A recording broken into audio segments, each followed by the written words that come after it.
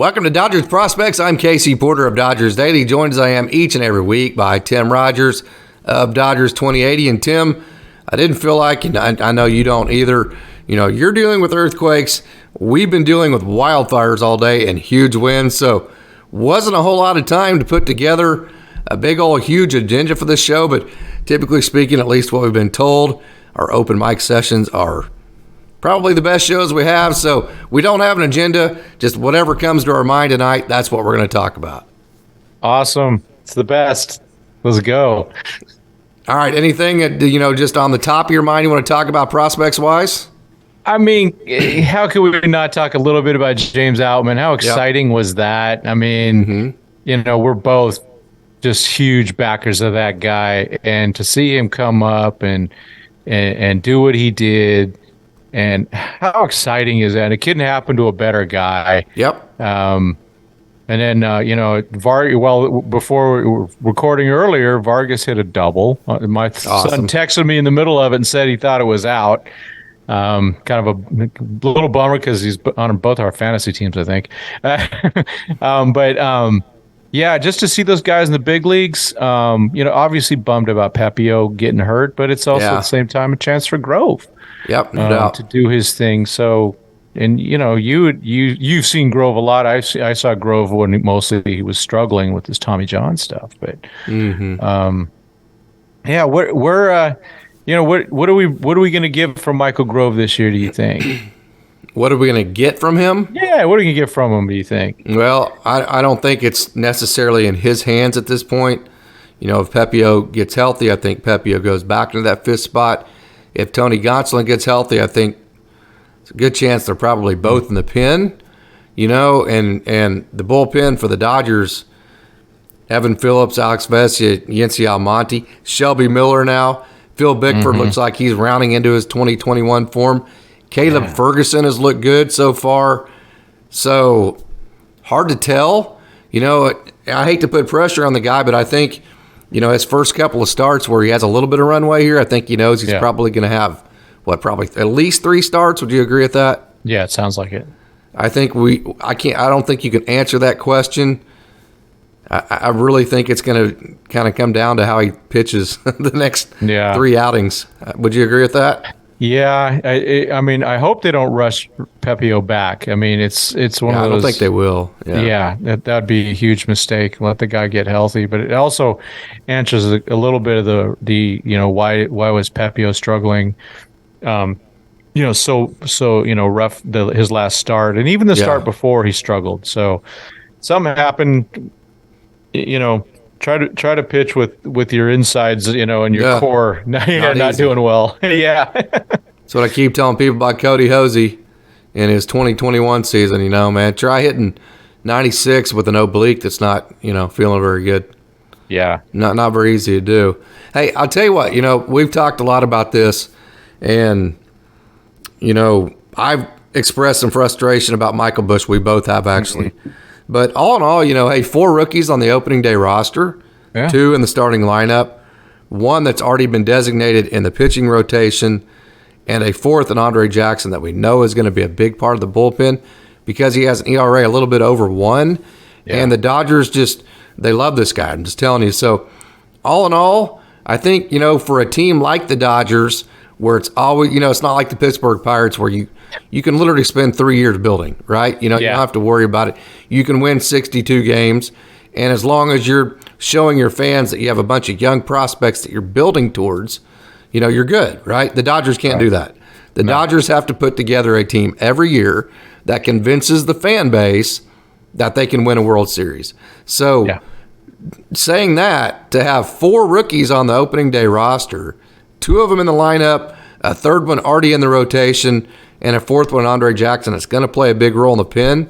It's about all you can ask for as a prospects guy. Yeah, it is pretty cool. It's one of those things where, for the Dodgers to do that, they said it first time since 1985 that they've had 2 rookies in the starting lineup on opening day. I think it was Sid Bream and Mariano Duncan. I think Sid Bream, El Cid. Yeah. Yep. And and so for them to do that, it's and we've talked about this a lot. I mean, it's accelerated because Cody Bellinger wasn't Cody Bellinger anymore, or things might be a little bit different. But they try to space it out. So you gain new guys while you're also losing some guys. But with Cody, it's a year early at least, because he had another year before he would before he would have been a free agent. But he got out of hit. So that's what happened, and now James Outman hopefully will keep going. And it's good, really good to see. And you're right, it's a great time to be a prospect hugger like we are. Yep. And to see these guys. I mean, we've been watching these guys for a long time now. Yep. Last decade. Four. Yeah, no doubt.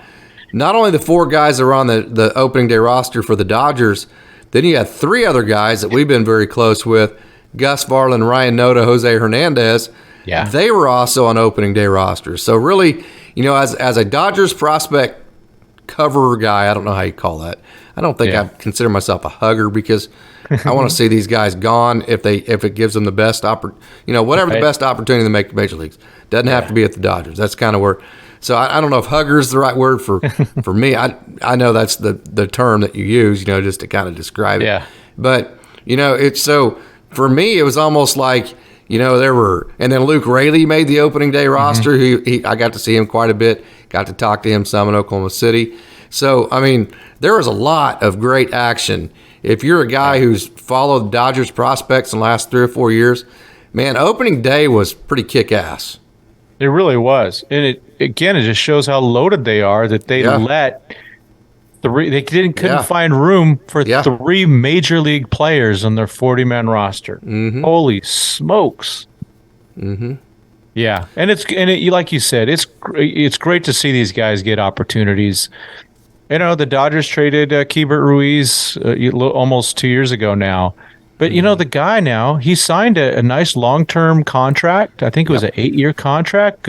And he's starting and he's playing. See, that's what I'm talking about. Yeah, right there. That doesn't happen with the Dodgers. They're set. They would. So I'm glad that happened for him. I would have rather that happened to him than him sit and rot with the Dodgers, correct? Exactly. Yeah, and I'm with you on that for sure. Because at the end of the day, they're human beings trying to make a living. And to get that opportunity, it's great. And, if it doesn't work out for some of those, and the Dodgers they get somehow returned to the Dodgers, I hope the Dodgers give them an opportunity. I know that there's probably another five or 6 guys that probably should have been taken by some of these other teams in the Rule. But the Dodgers are loaded, and the Rule 5 draft, these teams should be just stealing from the Dodgers, because they have the top player development, or close to it, top 3. Let's just I'll be generous with that to the other teams, because I think they're number 1. But they develop the players well. They take a 7th round draft choice who was not even in the top 500 for Baseball America, and he's their starting center fielder on opening day. Yes, I am. Yeah. But that's what they do. That's what they do. Hey, got a question for you. Okay, what do you do with Hunter Fiducia? The dude's major league ready. We've seen that. He's spinning his wheels in minor league baseball. I think the spring training he had shows that, hey, anything less than him playing at the major league level right now really, is just kind of, just spinning his wheels. Would you agree with that? So what do you do with him? I'm not saying there's anybody to blame, or I don't mean that negatively, because like you said, the Dodgers are loaded. I'm literally asking, you have Austin Barnes, Will Smith. What the heck do you do with Hunter Fiducia? Do you keep... can you keep him in AAA again all year? Yeah, it's not fair. I mean, and it's, again, like you said, it's really no one's fault. I mean, no, it's nobody's fault. Yeah, it's just the Dodgers have done a good job of developing talent. Hunter being one of them. He is a top-notch catcher. He could start for some teams. We know that. Doubt. Absolutely. And I know all those minor leaguers got a raise to $35,000 when he could be making $725 or $750, whatever the league minimum is. I'd rather see him do that. That's for sure. And no kidding. So I hate to say it, but I would trade him. It just as fairness. I'm just thinking. Does he have value in a trade market? I don't. What kind of value does he have? some team should see that he's worth, you know, he has value to us because we see him every day and he's close to us and we love watching the guy play. But does he have value to another club that you know they haven't seen him play a whole lot? Considering he could start on some teams, not a lot, but some teams he could walk right in and start. So what would the Dodgers take for him, I guess, would be my question. It would be somebody that's a couple years away from the 40-man. Okay. It has to be that because they're just too. They can't. They're gonna have another plethora of people they need to put on that 40-man at the end of this year. It happens every year. This is a it's a good problem to have. Good problem to have, yeah.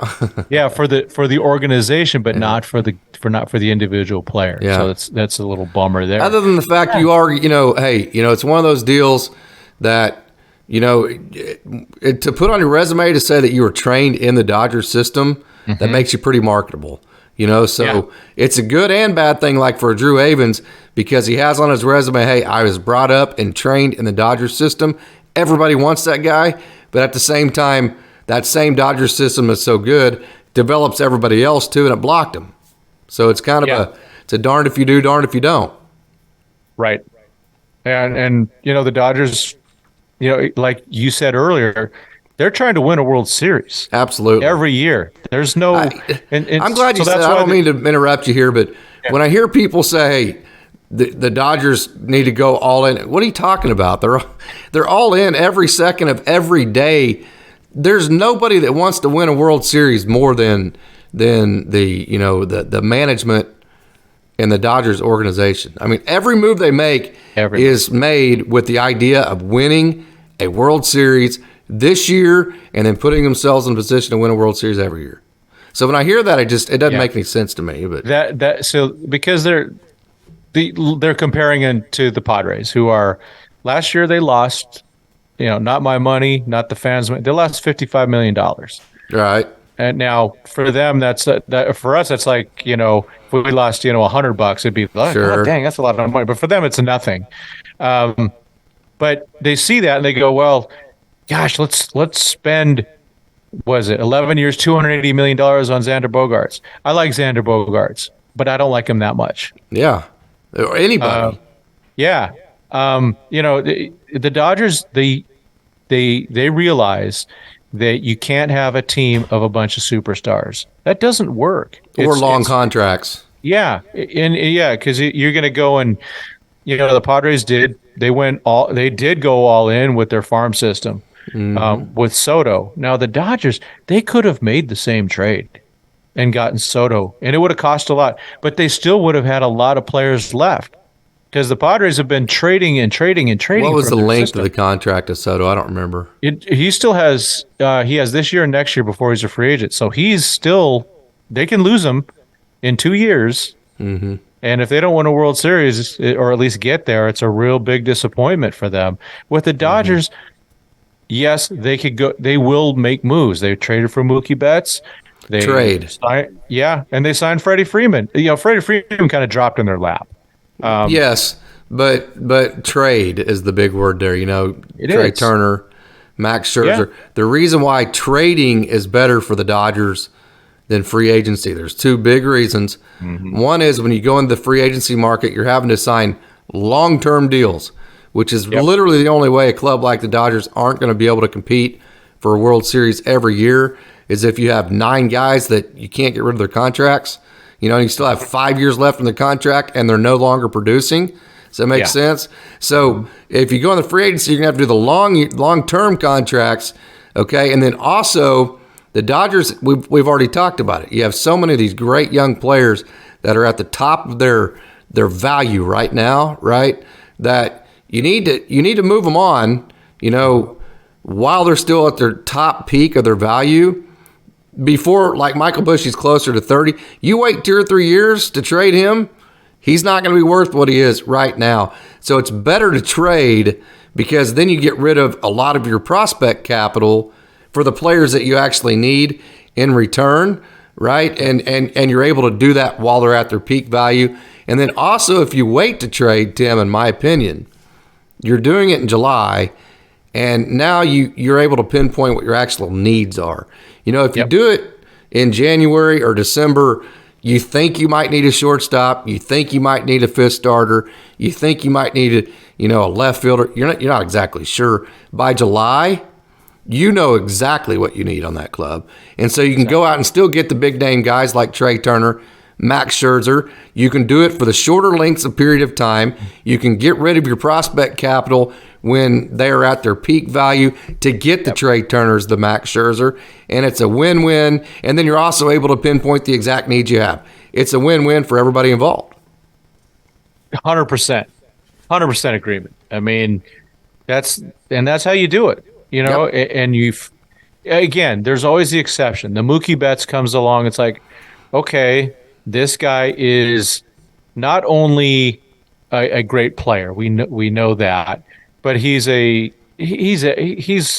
how can you not like Mookie Betts? I mean, the guy's worth his weight in gold. He's fun to watch. He's everyone's, if he would have been started as a Dodger, he would have been my favorite player for sure. But they don't go out and just do that with everybody. They had a chance to sign Bryce Harper. They could have signed him, but they didn't want to go 10, 12 years. And they ended up signing Mookie Betts for a long time. But there's just a different a type of person that fits in that they wanted to be the face of the franchise. Well, Betts was first. I mean, you can have one or two, Freddie Freeman's a little bit older. They signed him too. You can have a couple of those guys. Yeah. You can't have six of them in your everyday, as far as your position players. You can have one or two, I mean, hey, you can eat a couple contracts if you have to. Right, but you can't eat six of them. That's kind of my point. Yeah. Well, and the Dodgers they're eating the Bauer contract right now. Yeah, right. That's $22 million. That I'm sure they'd much rather have that money back, and a lot more to that. But so it's easy to. I'm in San Diego and I hear all how great the Padres are. But they go, oh, the lineup's loaded. The lineup's loaded at the top. But you're going to tell me that it's one of the NOLA guys. Is it Austin? Aaron. No, Aaron's the pitcher, right? Austin. He's a nice catcher, but he's not a great hitter. He's not even a good hitter. And then, is he better than Hunter Fiducia? As a hitter, I don't know. Probably not. That's kind of my point. Yeah, and he's not better defensively. I can tell you that. And they say that's such a great lineup. It's like, no, it's a very unbalanced lineup, And the Dodgers kind of had an unbalanced lineup last year, and part of it was just because of injuries and people forgetting how to hit. But you look at the lineup this year, and it's what are you talking about when you say that, Tim? From last year? Yeah, forgetting how to hit. Cody. Cody forgot how to hit, and then Justin Turner and Chris Taylor were injured and shouldn't have been playing. I was throwing a little bait for you there, and you took it. So there you go. And I love Cody Bellinger. Yeah, I know. I do. We all do. And I wish it all worked out. It is what it is. And maybe he gets it back. But, now the lineup, to me, looks much more balanced. I mean, is David Peralta a superstar? No. But at $6 million or $6.5 million, he's going to be a nice fit.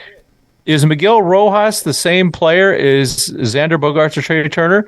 No, but he's a way better fielder than them, and he costs $5.5 million.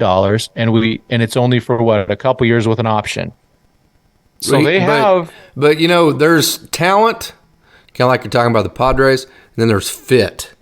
The best college, I'm a college guy, love college athletics, and a lot of recruiting, you can, like in Alabama, of course, they're going to go get the 5-star guys and they're going to win with them. But, a place like Oklahoma State, they're better off going and getting guys that fit their system.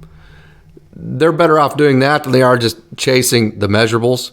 And trying to get, maybe the best athletes. If you can get guys that fit your system, Miguel Rojas fit what the Dodgers needed like a glove. I mean, they needed energy. They needed leadership. They needed somebody to mentor Miguel Vargas. Hey, you can go get all these all-stars, and that's great. But, a lot of times it's better just to go get the guy that's the actual best fit. What the Dodgers needed with Miguel Rojas, they needed a good defensive infielder, right? And then they needed somebody to mentor Miguel Vargas. And they needed somebody that could bring a lot of intensity and energy to the dugout every single day, because last year's team was straight up boring at times. And Miguel Rojas, check, total fit for this team. Yeah. Yeah, and I think I've mentioned it before, but, I saw him up close. I was in the camera well when he was out there at shortstop, and he's loud, he's leading. Yeah. The energy level is, oh, man, baseball's a loud game. It's not a passive game. And to see him out there, I do believe he's a leader of this team. Okay, so when you say leader, I know Mike brought this question up earlier today. Good points. Okay. So, Max Muncy doesn't need a leader. Will Smith doesn't need a leader. Austin Barnes doesn't need a leader. So Freddie Freeman doesn't need a leader. Mookie Betts doesn't need a leader. Are you following what I'm saying? So I think when you say leader of this team, I don't think there's ever going to be a leader that leads the whole. Who's going to lead Freddie Freeman? Who's going to lead? You follow what I'm saying? So when you say leader, I think you're talking about the faction of players that need mentoring. That would be Miguel Vargas. That would be the young pitchers. That would be James Outman. So I think Mookie Betts and some of the veteran outfielders are going to help James Outman, right? And then I think Miguel Rojas is going to mentor Miguel Vargas from a mental perspective and from a defensive perspective. And then I think JD Martinez is going to mentor Miguel Vargas on the offensive side of it. Yeah, it sounds like it, doesn't it? And then, and then as far as the young pitchers, I think you're going to have Clayton Kershaw and all these guys that are going to mentor them. So when you talk about leader, I think you have to break it into factions and say, hey, who's the leader of the different factions of players on the team that actually need leadership? Does that make sense? It does. No, you're not. But it's also more on the field where, someone's got to be the captain. The shortstop is, it's shortstop and center field. I want loud guys out there that are, communicating, talking, getting things done. Right. But also someone you forgot about. I know it's easy to forget. Gavin Lux. I know he's not playing this year, but for him, I was specifically talking about this year's. Yeah, but even for as we look forward, and remember, Lux was still there when he was brought in, so he was going to be that insurance for Lux and to mentor him also. But Lux is going to learn. Lux is going to learn from watching him. I think it's great. No. I think, and again, the cost. Jacob Maya that hurt, but he's going to get an opportunity to play a lot quicker. And the cost is not prohibitive. He fits it. He fits right in with this team. And instead of going, well, I've got, like with the Padres, I got 4 egos, and you got some serious egos on those guys.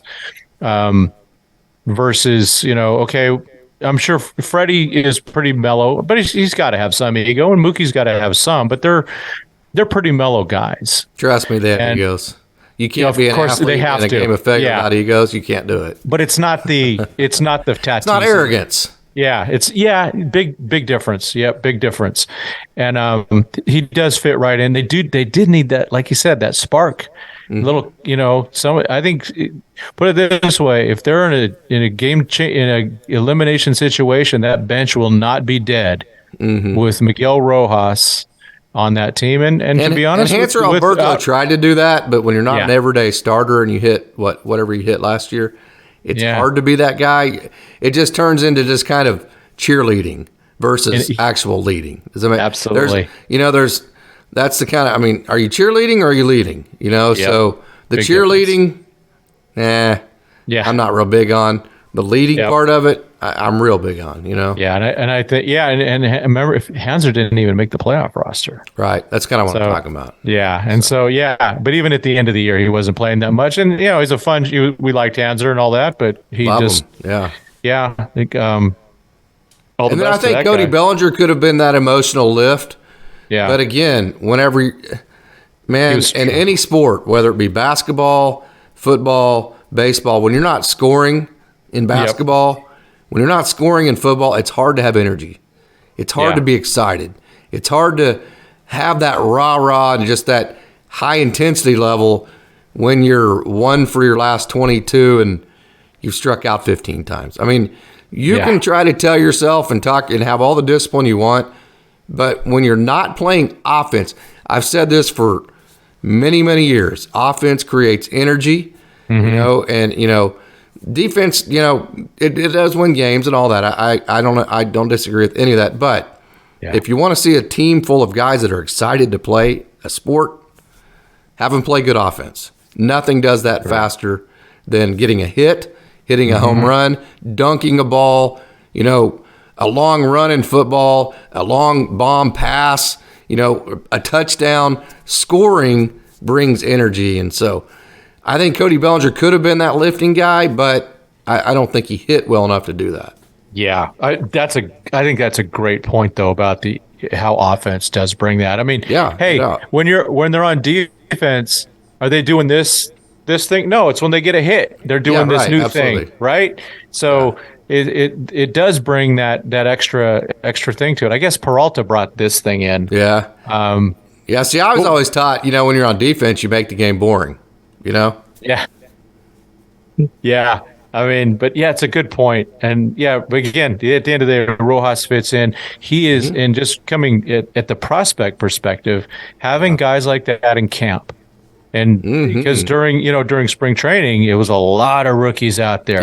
Yeah. And he's teaching them way more than just how to field a ground ball. Yeah, Eddie's Leonard and Yorbit Vivas and Michael Bush and all these guys getting that extra thing from someone like him is wonderful. Very excited to see, all the players that have made the roster. And to see the players that deserve to be on the roster, the Gavin Stones, the Hunter Paduches, the Michael Bushes. And who knows how it's all going to work out. I think we've grown to really like the team that we see right now on the field. And it's going to be an exciting 2023 at all levels. Hey, I haven't been this excited that's about it for me for tonight. I haven't been this excited about a Dodger team in a long time, and it's because of the mix. I've thought, hey, Dodgers teams in the past, you're going to win more games maybe, but this is going to be a really fun team to watch for me. It's kind of crazy to say you're going to win less games but have more fun to watch it. That sounds, I know, counterintuitive, but just the mix of it with the Rojas and Martinez and Outman and Vargas, and it's just going to be a fun team to watch as far as I'm concerned. I'm going to have a blast doing it. So, hey, before the Gremlins get us again, Tim, I think we're going to get out of here, give the fans one more reminder. Hey, go ahead and click that like button, leave a comment, tell all your friends about Dodgers Daily, subscribe. Once you subscribe, click that notification bell. Turn on your notifications. That way, each time we drop a new video Tim and I do on Dodgers Prospects, you'll get notified, and you'll never miss a thing from Dodgers Prospects, and we can keep growing this show, and Tim and I can keep providing content like this in the future as we love to do. Okay, thank you for hanging in with us. We had the Gremlins this entire episode, so I hope this splices together right. I hope it's not too herky-jerky. I hope you enjoy it, and as always, go Dodgers.